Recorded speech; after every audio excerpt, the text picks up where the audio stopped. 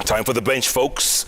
And standing patiently and diplomatically is our main diplomat in New York City. This man is the one who heads Kenya's non-permanent membership at the United Nations. As you know, Kenya aggressively campaigned and got the position.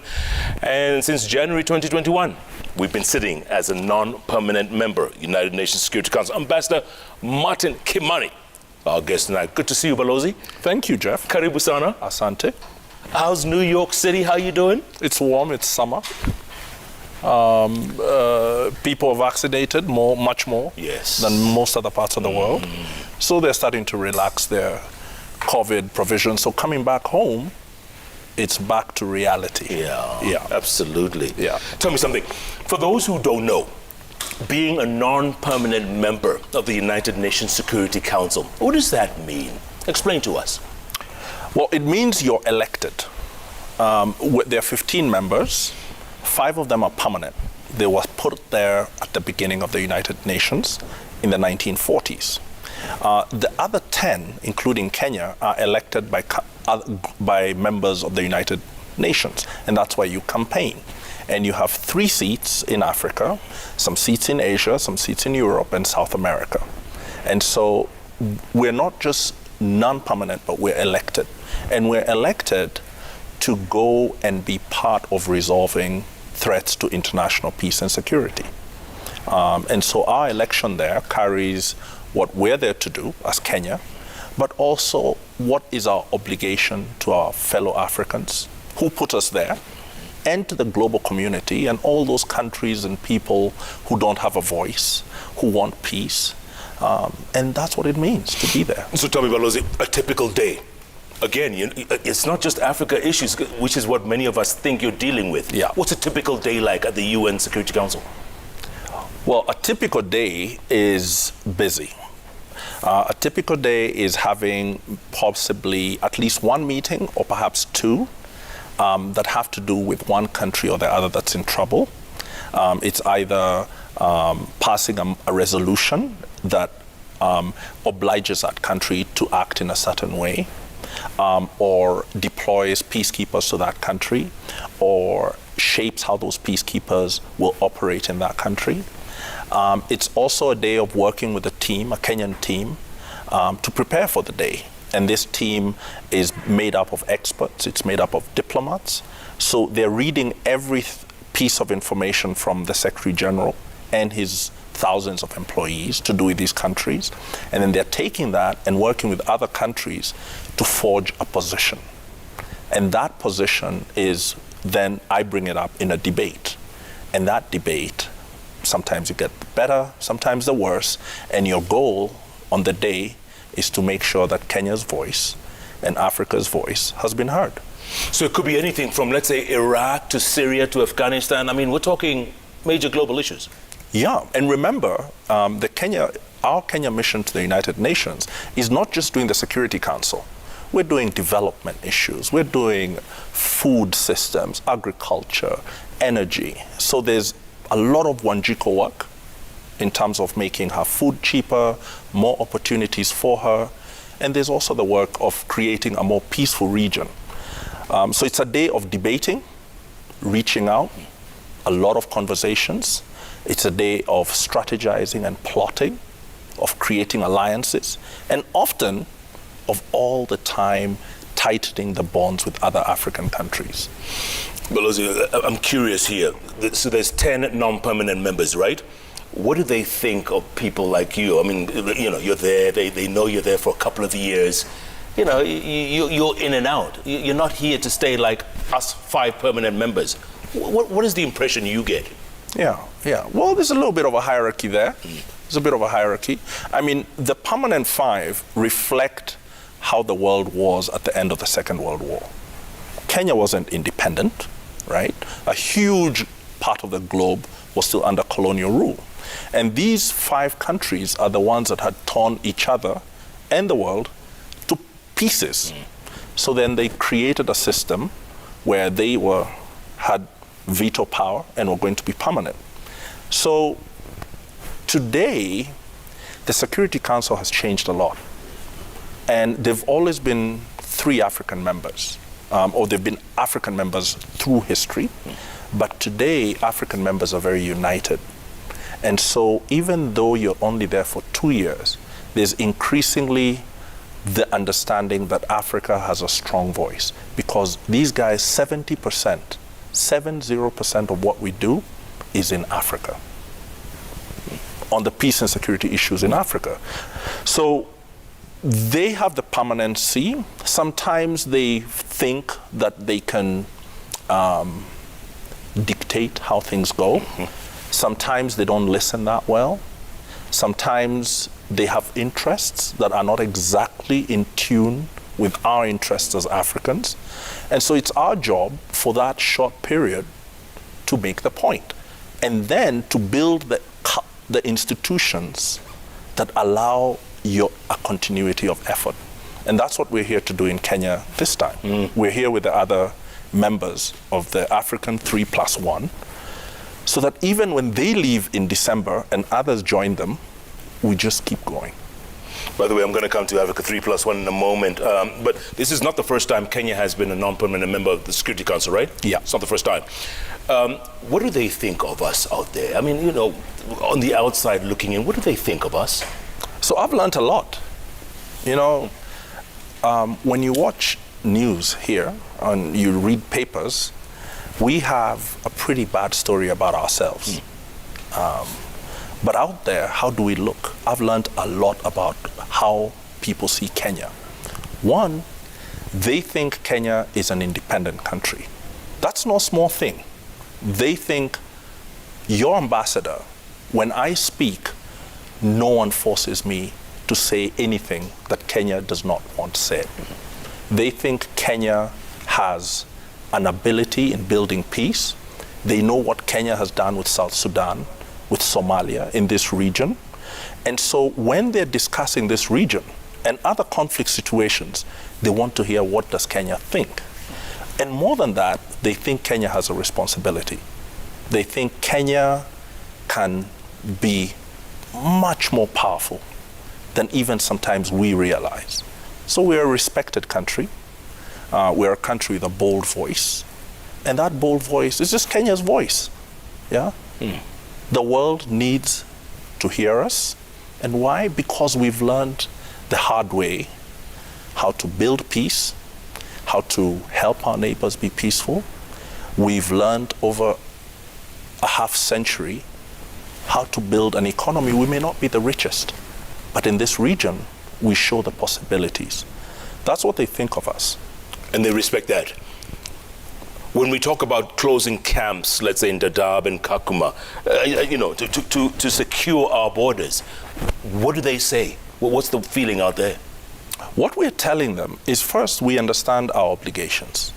We are a paid up, committed member of the United Nations and of the international community. So we have obligations to refugees, to people suffering, and we meet those obligations.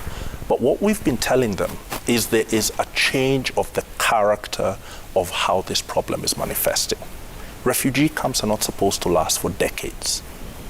That's not what the international obligations were built to support. And what's happening increasingly is that the top powerful countries on the Security Council are increasingly not solving political problems. And they're letting countries, neighboring troubled areas, to get the blowback from those countries in the form of refugees, instability.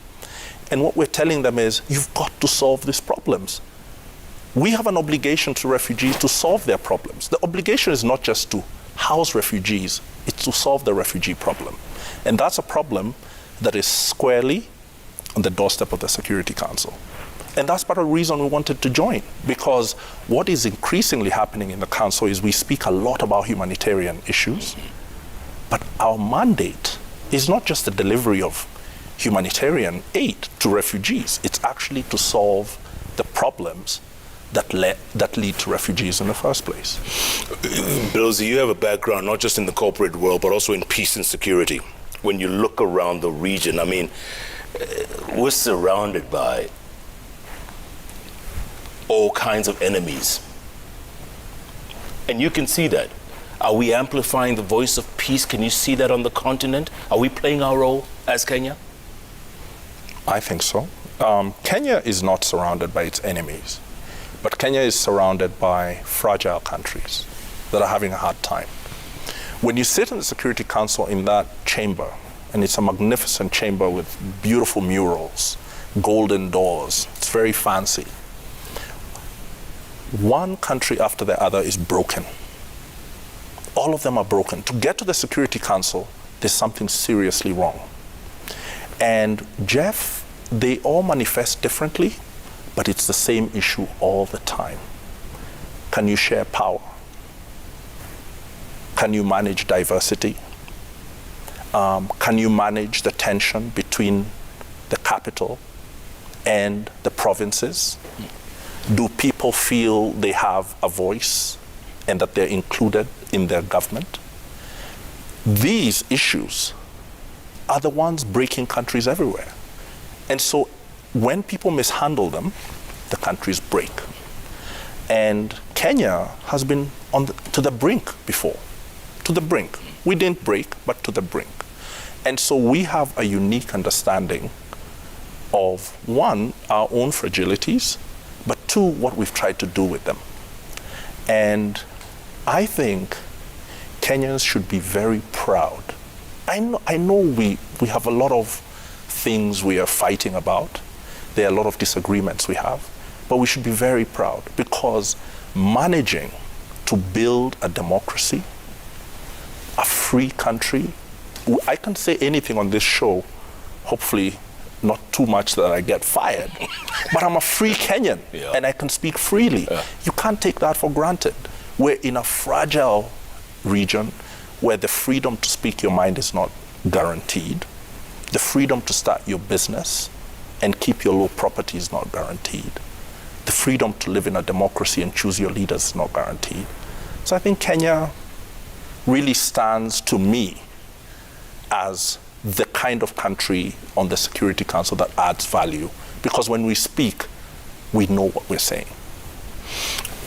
And you mentioned those fragile countries, and that's a very interesting way that you mentioned. We're surrounded by fragile countries. But how fragile are we as Kenyans? You say we have freedoms, but for how long? Will it last? Can it last? Does that worry some people on the Security Council? No, I don't think people are worried about us on the Security Council. But the way the world is now, Jeff, no one should take peace for granted. No one. There's a lot of work we need to do here. I think everyone, you saw some very major countries, which I don't need to mention, get in a lot of trouble after their election. Right? So there's no one immune. There's no one to whom disaster cannot strike.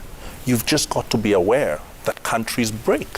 And they break for those factors that I spoke about. And you've got to handle them. And I think Kenya has really tried and is doing a great job. But we can't take it for granted. When you look around the continent, and the Security Council is not just about Africa, but when you look around the continent, is there hope when you see one country after another literally disintegrating? Do you feel hopeful, or do you say, or are your other members of the Security Council saying, you know what, that's another African basket case? Yeah. Well, the truth, Jeff, is I swing from tremendous sadness and disappointment to feelings of optimism. I'll tell you why I'm optimistic.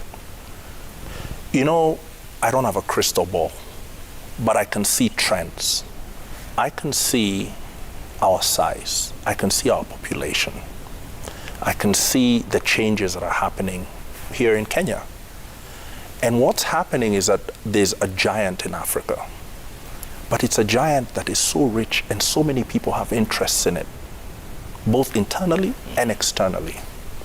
A lot of people globally don't want this giant to wake up, but it will wake up. And I'll tell you why. Our experience we're having now in the Security Council, a few decades ago, many African countries in the Security Council were not able to assert themselves because certain countries were much more powerful. In relation to where we are today, that is less so. The problems we're having, which are considerable, here in the Horn, in the Sahel, elsewhere, considerable. But increasingly, African institutions are responding. Not all the time as much as we should, but increasingly responding in an assertive way. Did you see what ECOWAS and the AU did with Mali? They just threw them out of the AU and said, no, until, if you're doing a coup d'etat, you cannot be part of the African Union. It was swift and decisive. When that continues to happen, Jeff, the Security Council, which does 70% of its work in Africa, will have less and less to do. And Africans will be more and more independent in how they shape their future. I'm optimistic about that. When you see situations like what's happened in South Africa the last couple of weeks, does that sadden you as well? Yes, of course, but in South Africa, remember, being on the Security Council is about threats to international peace and security. Stuff happens in countries, demonstrations, riots. But a lot of that stuff, as sad as it makes me, does not rise to the level of attracting the attention of the Security Council. You were talking about A3+1 meeting going on right now as you speak here. Right now. Tell us about it. Okay, well, we've got His Excellency the President and the Ministry of Foreign Affairs said, why don't you come down with your colleagues? The A3+1 is the 3 African countries on the Security Council, which include Niger and Tunisia. The +1 is very unique. It's a Caribbean country called St. Vincent and the Grenadines. It's the smallest country that's ever been on the Security Council. It has a population of 30,000. But it's run by a prime minister who's a Pan-Africanist. And he said, when we join the Security Council, we are going to stand with Africa because we're the 6th region. The African Union has 5 regions. The 6th one is the diaspora. And a large percentage of the people in St. Vincent are of African descent. So that's why it's called the +1. And so we're here to strategize on how we're going to use the next 6 months, the agendas we're going to drive, to meet with President Kenyatta and hear from him, his vision for where we should be going. And we're here because we're also the coordinators of this group for the next couple of months. And Kenya gets to chair the United Nations Security Council down the line in a couple of months, right? In October. Actually get to chair. In October. In October, Kenya, the Ministry of Foreign Affairs, Kenyan government, will guide the affairs of the Security Council, will make the judgment calls that guide the international community in responding to threats to peace. So you will be chair, basically. I mean, you will be the chair. That's right. It'll be a big deal, a lot of pressure, a lot of expectations, and we will be wanting to use that month to change the debate in a few issues. And you will get to debate everything from whether it's Afghanistan, it's Syria, it's Iraq, whatever it is, they will be looking to you as chair for guidance. That's right. That's right. And how long do you get that for? One month. Okay. 1 month, and it's a month in which you have meetings pretty much every day other than the weekends. And when you're president of the Security Council, what is really happening is that you're on a spotlight. And the judgment calls your country makes, it's not about me personally, even though I'll be sitting there most of the time. It's how good is your diplomacy? All these diplomats we have all over the world are going to be playing a role in giving me a sense of this is where things are. And as a president, you're there to guide, to listen, to make a few decisions, and to create events that drive the debate in a certain direction. And you need to carry the rest of the council with you. So it's not just about what Kenya wants, but to listen better. Our team in New York, our constant issue is listening better. You know, listening, Jeff, is hard. Very hard. Very hard. Yes. Yeah. Yeah. Yeah. People talk all over the place. You hear lots of noise. That's right. But very few listen. That's right. So how important is it for you, for us as Kenya, to be on the UN Security Council? How important is it? Or is it just, what, for lack of a better word, what some critics call, we're just flower girls over there? Yeah. No, we're not flower girls. It's very important. Look at what's happening in our region. Right now, Somalia, South Sudan are all files on the Security Council. And what does that mean? It means that the efforts we've been making to work with South Sudan, to work with Somalia, we are able to do more. We're able to look at the South Sudan sanctions and say, are they realistic? Are they achievable? Are these guys being set up to fail, or are they being set up to succeed? Because we want them to succeed. And why do we want them to succeed? We're not just being good neighbors, which we are. It's because the jobs Kenyans need, the opportunity, the wealth Kenyans need will come from trading with a peaceful South Sudan. So the more effective we are on the Security Council for these 2 years, the better our economy will be, the more stable our neighborhood will be. It means that external forces that want to come into our region to divide us will have a tougher time because we'll be there in the room. So it's something that is impactful for Kenya. And I like to think that ultimately it's all about Wanjiko, it's all about her ability to live in a peaceful country. Yeah. As the man in that room, when you look at the other members, especially the 5 permanent members, do they respect you? I guess that's at the end of the day. Do they respect you and your country?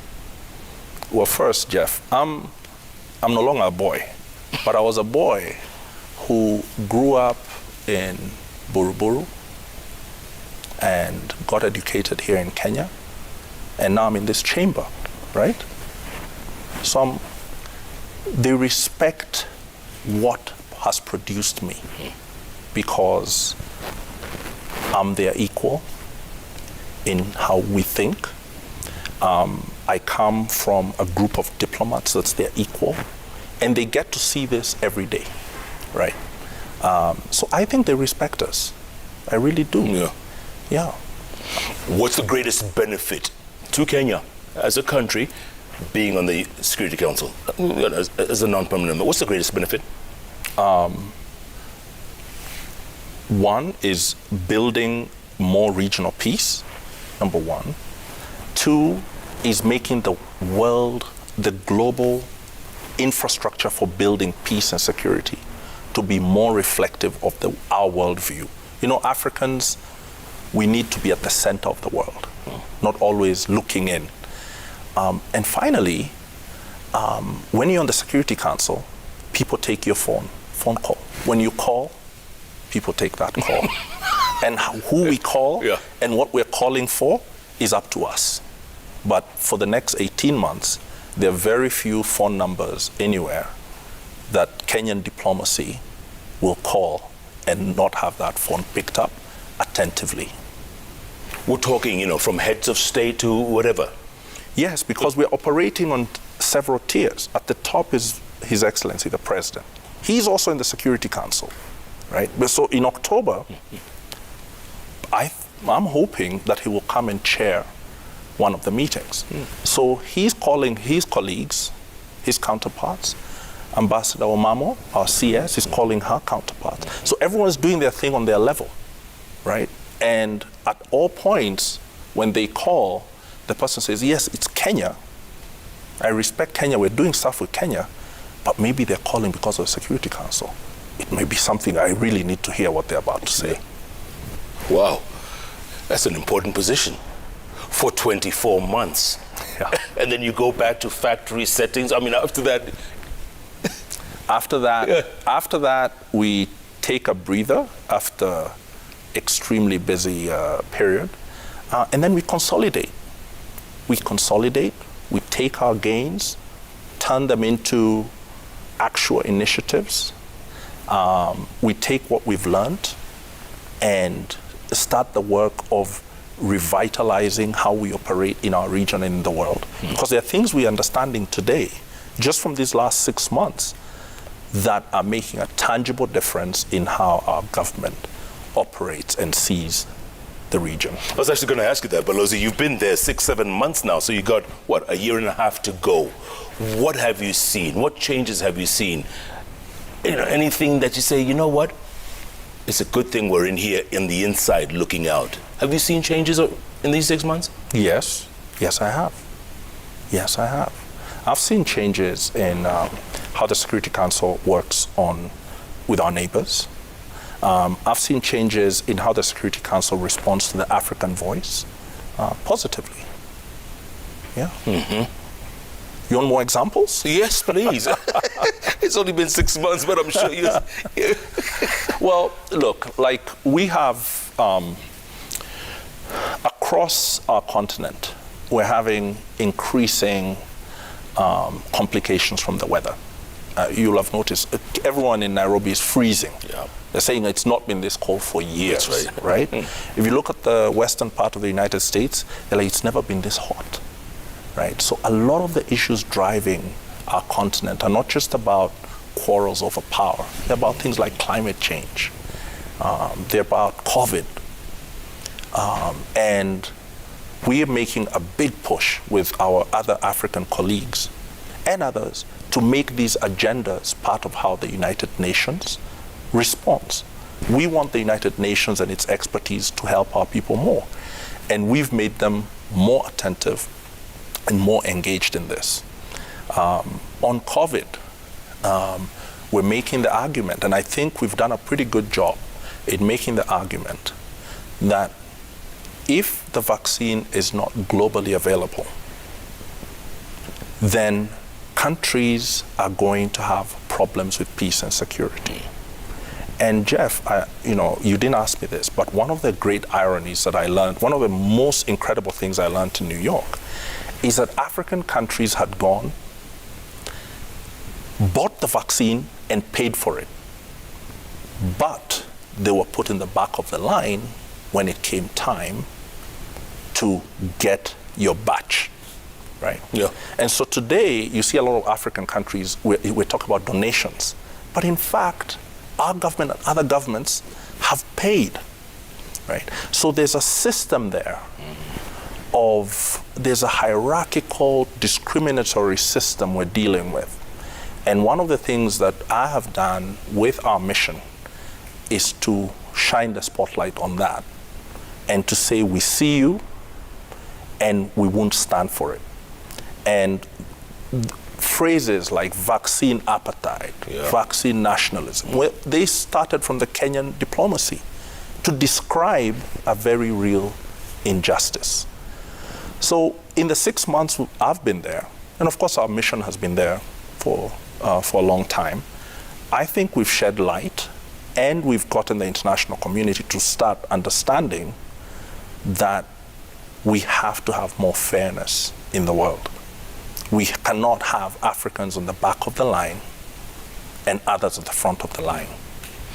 You know, that's just downright selfishness. We pay for the vaccine and we're put at the back of the line. Correct. I mean, how does that work?